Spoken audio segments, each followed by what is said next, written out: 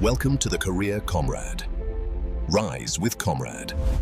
समुद्र के ठीक बीचों बीच एक ऐसी जगह जहां जाने का मतलब था जिंदगी का खत्म हो जाना। आज हम इतिहास के उस पन्ने को खोलने जा रहे हैं जिसे स्याही से नहीं बल्कि आंसुओं और खून से लिखा गया था।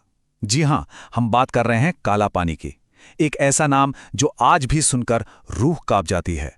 जरा एक पल के लिए सोचिए, आपके चारों तरफ बस मीलों तक फैला हुआ अथाह गहरा नीला समंदर है। भागने का कोई रास्ता नहीं, बचने की कोई उम्मीद नहीं, और उसके बीचों बीच एक जेल जहां आपकी चीख भी दीवारों से टकराकर दम तोड़ देती है। ये सिर्फ एक सजा नहीं थी, ये तो इंसान को जीते जी दफन कर देने की एक पूरी साजिश थी। देखिए, हमें सबसे पहले ये समझना होगा कि काला पानी सिर्फ एक जेल का नाम नहीं था। ये तो एक ऐसी सजा थी जिसे किसी के शरीर को नहीं बल्कि उसकी आत्मा को, उसकी हिम्मत को तोड़ने के लिए बनाया गया था। एक ऐसी जगह जहां शायद मौत भी एक रहम की तरह लगती होगी। तो ये जो काला पानी है, इसका असली नाम था सेल्यूलर जेल। ये भारत के अंडमान और निकोबार द्वीप समूह की राजधानी पोर्ट ब्लेयर में बनी हुई है, और इसकी लोकेशन, इसका भूगोल ही इसकी सबसे बड़ी दीवार थी। हजारों किलोमीटर तक फैला हुआ समंदर ये पक्का कर देता था कि यहां से कोई कभी बचकर नहीं जा सकता। तभी तो इसे जिंदा कब्रगाह का नाम मिला था। तो अब सवाल ये उठता है कि आखिर इतनी भयानक जेल बनाने की जरूरत ही क्यों पड़ी? इस सवाल का जवाब भारत के इतिहास की एक बहुत बड़ी, एक बहुत अहम घटना में छिपा है। बात है 1857 की। उस साल की क्रांति ने अंग्रेजी हुकूमत की नींव हिलाकर रख दी थी, और उसी विद्रोह के खौफ ने उन्हें एक नई, एक बेहद क्रूर रणनीति बनाने पर मजबूर कर दिया। उन्होंने तय किया कि भारत के सबसे जोशीले, सबसे विद्रोही स्वतंत्रता सेनानियों को देश से इतनी दूर फेंक दिया जाएगा जहां उनकी आवाज दोबारा कभी किसी तक पहुंच ही ना सके। और जानते हैं, इस जेल के बनने की कहानी भी अपने आप में एक क्रूर मजाक जैसी है। साल 1896 में जब इसे बनाना शुरू किया गया तो इसे बनाने वाले मजदूर भी खुद कैदी ही थे।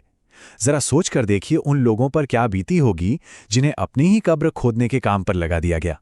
खैर, ये जेल 1906 में जाकर पूरी हुई और इसका ये काला अध्याय खत्म हुआ 1947 में भारत की आज़ादी के साथ।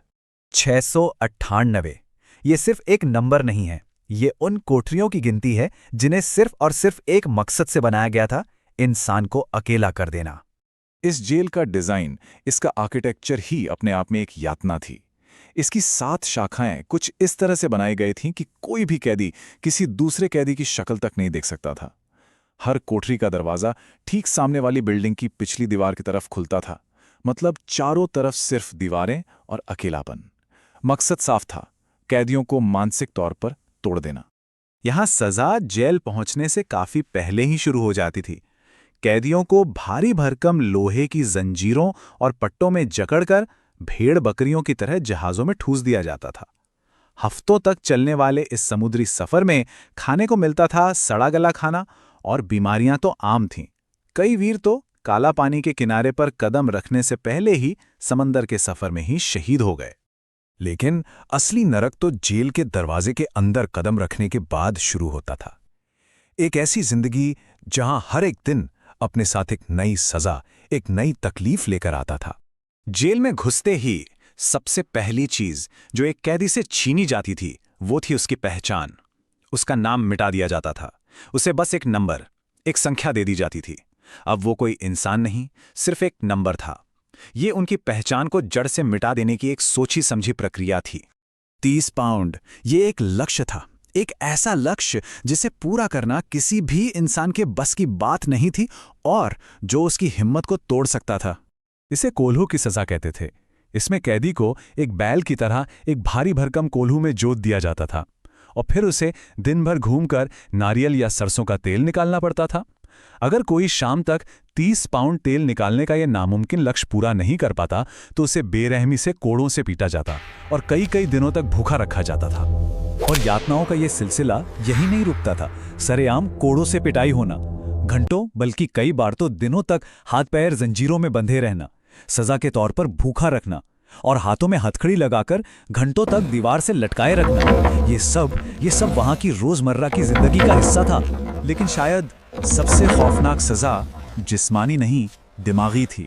पूरी तरह से अकेलापन, कोई बात करने वाला नहीं, कोई आवाज सुनने को नहीं। दिन महीनों में बदल जाते थे और महीने सालों में। कहते हैं वहां कैद इंसान अपनी खुद की आवाज तक भूल जाता था।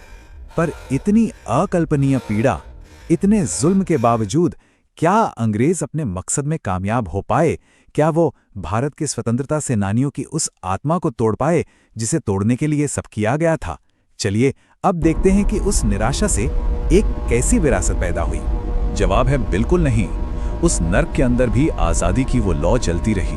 कैदियों ने भूख हड़तालें की, काम करने से साफ इनकार किया और एकजुट होकर विरोध प्रदर्शन किए।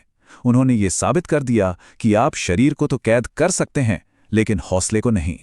विनायक दामोदर सावरकर जैसे न जाने कितने ही वीरों ने सालों तक वो अकेलापन और असहनीय यातनाएं सही, लेकिन आज़ादी को लेकर उनका जो संकल्प था वो कभी नहीं डगमगाया।